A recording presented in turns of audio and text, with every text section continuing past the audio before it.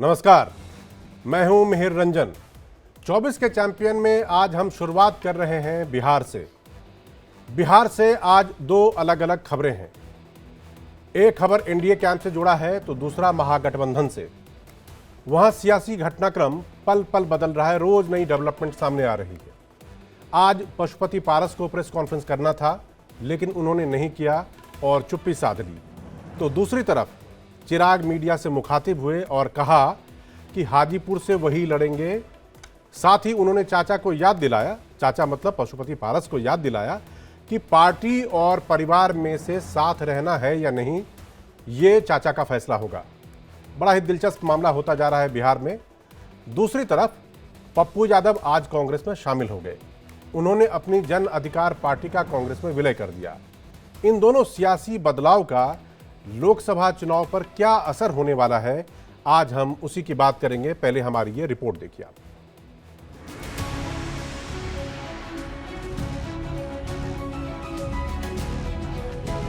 बिहार से आई दो बड़ी खबर।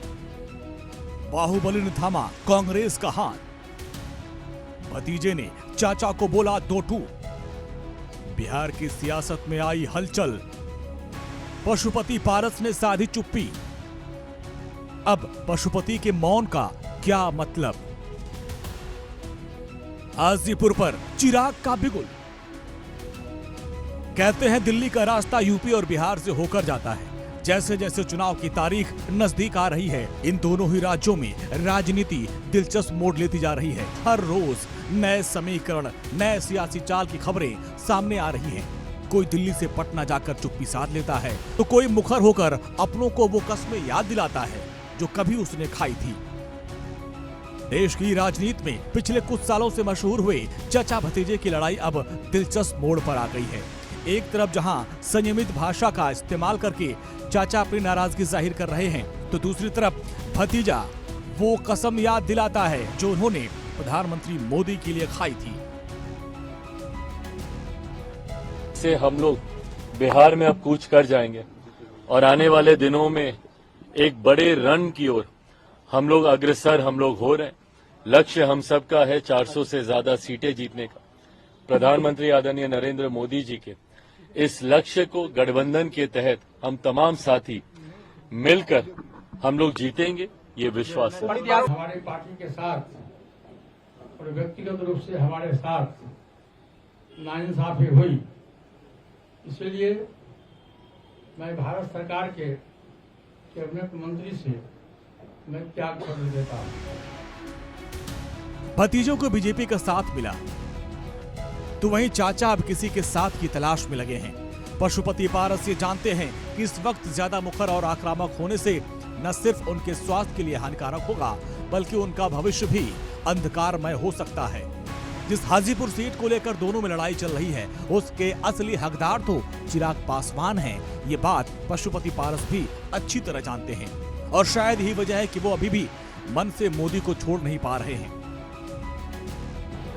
मैंने आज से 5-6 दिन पहले प्रेस वार्ता में मैंने कहा था कि हम तब तक इंतजार करेंगे जब तक एनडीए का विधिवत घोषणा नहीं होता। कल विधिवत घोषणा हो गया।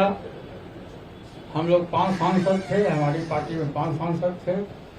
मैंने बहुत ईमानदारी, बहुत लगन से, वफादारी से मैंने एनडीए की सेवा की। आज भी मैं माननीय प्रधानमंत्री जी का शुक्रगुजार हूं। बिहार की राजनीति में आज एक और नया अध्याय जुड़ गया। जाप के प्रमुख पप्पू यादव ने आज अपनी पार्टी का विलय कांग्रेस में कर दिया। इस तरह उन्होंने महागठबंधन में एंट्री कर ली। पप्पू की एंट्री राहुल गांधी और प्रियंका गांधी वाड्रा की वजह से हुई है। आपको बता दें कि पप्पू यादव की पत्नी पहले से ही कांग्रेस पार्टी से राज्यसभा की सांसद है। मैंने तो पहले कह दिया कि हर परिस्थिति में मैं कांग्रेस का जो नेतृत्व है उसके साथ हूँ, लीडरशिप के साथ हूँ। मैं जो बिलीव प्रियंका जी ने मुझ पे किया, राहुल जी ने, ये मेरे लिए इनफ है, वो काफी है। कांग्रेस की आइडियोलॉजी के साथ रहा हूँ। राजनीति में कुछ भी असंभव नहीं है। संभव है कि पशुपति पारस फिर से एनडीए का रुख कर ले। संभव ये भी है कि पप्पू यादव महागठबंधन में एंट्री लालू की मुश्किलें बढ़ा दे। हालांकि आपको बता दें कि कांग्रेस से हाथ मिलाने से पहले पप्पू यादव लालू यादव से मिलने गए थे और शायद वहां उनकी दाल नहीं गली। पप्पू यादव किसी जमाने में लालू यादव को अपना गुरु मानते थे।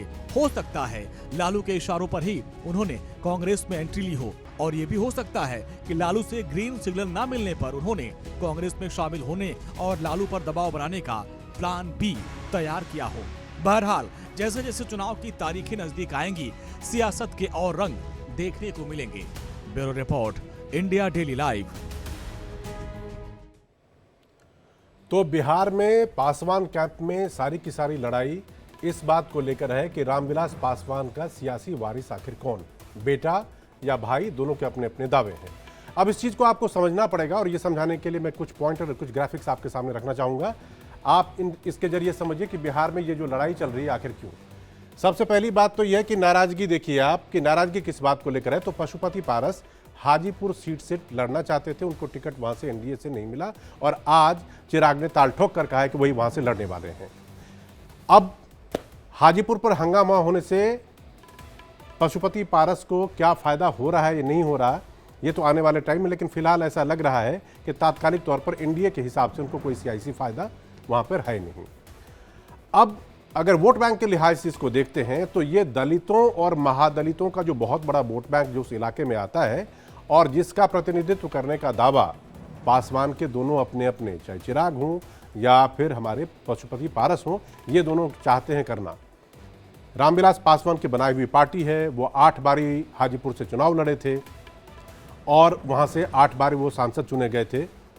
अब ताज़ा घटनाक्रम ये है कि पशुपति पारस आरजेडी के भी संपर्क में हैं, लेकिन उन्होंने जिस तरह से चुप्पी बनाई हुई है, जिस तरह से बॉडी लैंग्वेज वो दिखा रहे हैं, जिस तरह की भाषा का वो प्रयोग कर रहे हैं, उससे कॉन्फिडेंटली ये नहीं लगता कि एनडीए के खिलाफ वो जाने वाले हैं या एनडीए से वो अदावत चाहते हैं। एक तरह से उनकी बॉडी लैंग्वेज ऐसा लगता है जैसे वो विक्टिम कार्ड खेलना चाह रहे हैं कि उनके साथ नाइंसाफ़ी हुई, कोई गुंजाइश हो जाए। इस पर भी हम बात करेंगे अपने पटना के रिपोर्टर से। चिराग पिता की विरासत को बढ़ाने पर आगे अड़े हुए हैं कि वो आगे ले जाना चाहते हैं और भाई अपनी तरफ से करना चाहते हैं। चिराग, जैसा कि हमने पहले बताया कि वो हाजीपुर से चुनाव लड़ने का उन्होंने ऐलान कर दिया कि हाजीपुर से मैं ही लड़ूंगा। और दूसरी तरफ पारस कह रहे हैं कि वो मोदी को न खाने की उन्होंने कसम खाई थी, तो वो कसम भी भतीजा उनको याद दिला रहा है कि याद रखिएगा कि आपने क्या कहा था। और सबसे इंपॉर्टेंट बात ये वाली पॉइंट है कि पार्टी और परिवार में साथ रहेंगे या नहीं रहेंगे, ये फैसला किसी और को नहीं बल्कि पशुपति पारस को करना है। तो मैं इस चीज़ पर अब बात करने के लिए, इस चीज़ को अच्छे से आप तक समझाने के लिए जुड़ना चाहूँगा। पटना में हमारे ब्यूरो हेड हैं शिवपूजन झा और ऋषि मिश्रा है, जो कि बिहार से लेकर और दिल्ली की तमाम राजनीतिक घटनाक्रम पर नज़र रखते हैं। शिवपूजन, मेरा पहला सवाल आपसे है और ये सवाल सियासी ने मैं जानना चाहता हूँ, बिहार की राजनीति को जानते हैं, समझते हैं। पशुपति पारस की जो बॉडी लैंग्वेज है और जो जुबानी लैंग्वेज है, इसका मतलब और मायने और निहितार्थ हमें बताइए आप। एक शब्द में अगर मैं उसे एक्सप्लेन करूं तो डोलड्रम्स में है पशुपति पारस। वो हस्र देख चुके हैं, इसके पहले की क्या हस्र हुआ था जब कहते हैं उपेंद्र कुशवाहा ने निर्णय लिया था, केंद्रीय मंत्री का पद था, छोड़ करके वो महागठबंधन का रुख कर लिए थे, और अभी फिर क्या स्थिति हो गई। दूसरी अहम बात यह है मिहिर जी यहाँ पर कि पशुपति पारस की दाल कहीं पर नहीं गल पा रही है। इन्होंने कोशिश जरूर की थी कि महागठबंधन के नेताओं से संपर्क साधा जाए, लेकिन कोई तवज्जो इनको वहां पर भी नहीं मिल रहा है। जो शब्द इस्तेमाल किया गया था पशुपति पारस के लिए, मैंने कुछ कद्दावर नेताओं से बात की थी राजद में, तो उनका कहना था कि डेड वेट क्यों कैरी करेंगे, उनके घड़े में कुछ अब बचा ही नहीं है। अब समझने की स्थिति यहाँ पर यह है कि जब पशुपति पारस ने पूरी पार्टी को तोड़ दिया था, 5-5 मेंबर ऑफ पार्लियामेंट उनके साथ हो गए थे, उसके बाद चिराग पासवान ने हिम्मत नहीं हारा। वो लगातार बिहार फर्स्ट, बिहारी फर्स्ट अपने मिशन के तहत जगह जगह दौरा करते रहे और जमीनी स्तर पर कार्यकर्ताओं को कहीं ना कहीं एकजुट करते रहे। नतीजा यही हुआ कि हर तरफ सबको यही समझ में आने लगा कि भाई कोर वोट बैंक जो 7 से 8% की अक्सर बात कही जाती है, जो रामविलास पासवान के साथ था, लोजपा के साथ था, वो तो इसी के साथ चिराग पासवान के साथ ही मूव करेगा। शायद यही कारण है कि पशुपति पारस को कहीं कोई तवज्जो नहीं मिल रही। एक चीज हमें बताएं कि अगर जो बॉडी लैंग्वेज और जो भाषा का इस्तेमाल उन्होंने किया है, उससे कहीं ना कहीं ये लगता है कि शायद वो कुछ उम्मीद से हैं कि एनडीए की तरफ से कोई ऐसा फॉर्मूला या कोई ऐसी चीज़ उन्हें ऑफर कर दी जाए ताकि उनका मान भी रह जाए कि वो एनडीए के साथ है और उनकी पॉलिटिक्स भी चलती रहे। क्या कुछ ऐसा लग रहा है आपको?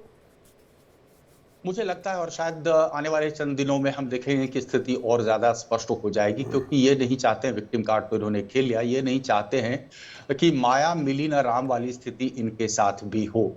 3 सीटें तो इनको नहीं मिल सकती। पप्पू यादव भी शामिल हो चुके हैं महागठबंधन में। महागठबंधन में उहापोह की स्थिति पहले से बनी हुई है, सिर्फ पुटोवल की स्थिति पहले से बनी हुई है। यही कारण है कि महागठबंधन में सीट बंटवारे को लेकर के अब तक कहीं कोई समन्वय स्थापित नहीं हो पाया है। ये चाह रहे हैं कि कहीं ना कहीं भाजपा इनको कुछ कहते हैं रेस्पेक्टेबल एक एग्जिट दे जी, कोई ऐसा पोस्ट दे, और इसी वजह से हम देख रहे हैं कि भाजपा की तरफ से कहीं कोई तीखी प्रतिक्रिया इनको लेकर के नहीं वो आई बहुत है। इंपॉर्टेंट है। जी शिवपूजन। ऋषि मिश्रा जी, आप ये बताइए कि पिछले चुनाव में, विधानसभा चुनाव के दौरान भी चिराग पासवान एनडीए के पास जाना चाहते थे, बार बार अपने को हनुमान बताते थे, लेकिन उनको जगह मिल नहीं पाई। अब सियासत बदल गई है। चिराग के साथ और पशुपति पारस के साथ, दोनों ही केसेस में एनडीए के लिए फायदे का सौदा कौन है? क्या चिराग के साथ उन्होंने जो किया वो ठीक है, या पारस साथ में भी रहते तो वो ज्यादा बेहतर होता? कि राजनीति में कोई दोस्त और दुश्मन नहीं होता है। राजनीति में परिस्थितियों के हिसाब से डिसीजन लेना पड़ता है, और वर्तमान हालात में चिराग पासवान एनडीए के लिए प्रासंगिक हैं। और खासकर बीजेपी ने जो सर्वे करवाई बिहार में, उसमें बीजेपी को लगा कि 5.5% से 6% जो पासवान समाज है वो आज भी चिराग पासवान के साथ उतनी मजबूती के साथ खड़ी है। डिसीजन भाजपा को लेना था, और बिहार की राजनीति को समझते हुए बीजेपी ने डिसीजन लिया कि उनको चिराग पासवान के साथ जाना है। लेकिन आपके बातों में दम है कि पशुपति पारस क्यों नरेंद्र मोदी या बीजेपी के प्रति एग्रेसिव नहीं है, या कोई ऐसा तीखा रिएक्शन नहीं दिया है। बीजेपी ने एक ऑफर दिया है, और मैं ये सबसे पहले मैं आपको बताना चाहूँगा कि खगड़िया लोकसभा सीट जो लोजपा के खाते में गई है, और जी महबूब अली कैसर जहाँ से सांसद है उसी की बात शायद आप कर रहे हैं। जी खगड़िया लोकसभा सीट से पशुपति पारस को बीजेपी चुनाव लड़ाना चाहती है, और एक अंडरस्टैंडिंग भी चिराग पासवान से बीजेपी लीडरशिप की बन गई है। डिसीजन अब पशुपति पारस को लेना है कि क्या वो एनडीए में रहते हुए, यानी बीजेपी के साथ अच्छे संबंध रहते हुए, प्रधानमंत्री को जो वो रिस्पेक्ट की बात कर रहे हैं वो देते हुए, क्या खगड़िया से लोकसभा चुनाव लड़ेंगे। अब ये डिसीजन पशुपति पारस को ही लेना है। जहां तक राजद की बात है जी, लालू यादव ने स्पष्ट कह दिया है, एक सीट के अलावा हम आपको कुछ अधिक देने के कैपेसिटी में नहीं है। यदि पशुपति पारस चुनाव लड़ना चाहते हैं तो हाजीपुर से राजद उनको चुनाव लड़ा सकती है। जी ऋषि जी और शिवपूजन जी, जो बात आप अभी खगड़िया और बाकी सीटों का कर रहे हैं, उसी से बिल्कुल सटा हुआ मधेपुरा और पूर्णिया का इलाका है, जहां पर कि पप्पू यादव का असर पड़ सकता है। पप्पू यादव का आप कह लीजिए कर्मस्थली मधेपुरा रहे, और वो पूर्णिया से चुनाव लड़ने की बात हो रही है। आपको लगता है कि पप्पू यादव जब अब महागठबंधन या कांग्रेस में चले गए हैं, आप ऐसे समझ लीजिए, तो उससे बीजेपी, लोजपा और एनडीए का जो गठबंधन है, इसको असर पड़ने वाला है? वहां पर वोट वहां पर बटेंगे और नुकसान होगा? सीमांचल की मैं बात खास तौर पे कर रहा हूं। जी, सीमांचल के कुछ इलाके की हम बात कर ले, मधेपुरा की बात कर ले, शायद कुछ फर्क पड़ सकता है। लेकिन थोड़ी देर पहले यही सवाल हमने सम्राट चौधरी जी से किया था, और सम्राट चौधरी जी से जो बॉडी लैंग्वेज था उससे साफ यही जाहिर था कि कहीं कोई फर्क नहीं पड़ने वाला। अब देखिए, पप्पू यादव पिछले कई सालों से पूरे बिहार का लगातार दौरा करते आए हैं। उनकी राजनीति खुद उनको स्पष्ट नहीं कि वो किस ओर जाना चाहते थे। अब देख रहे हैं कि रास्ता हर तरफ लगभग बंद हो गया, कहीं कोई पूछ नहीं रहा, तो आखिरकार पार्टी का विलय उन्होंने कांग्रेस के साथ कर दिया। अब ये कितना असर डालता है तो चुनाव के परिणाम ही बताएंगे, लेकिन मुझे नहीं लगता है कि बहुत ज्यादा परिणाम इसका, बहुत ज्यादा फर्क देखने को मिलेगा। एक दौर था जब पप्पू यादव की तूती बोलती थी इस इलाके में, लेकिन अब माहौल पूरी तरह से बदल चुका है। थोड़ा बहुत फर्क जरूर लेकिन पड़ेगा। जी शिवपूजन जी, आपका बहुत बहुत शुक्रिया, थैंक यू। हम बढ़ते हैं आगे, और ऋषि जी आप बने रहिए।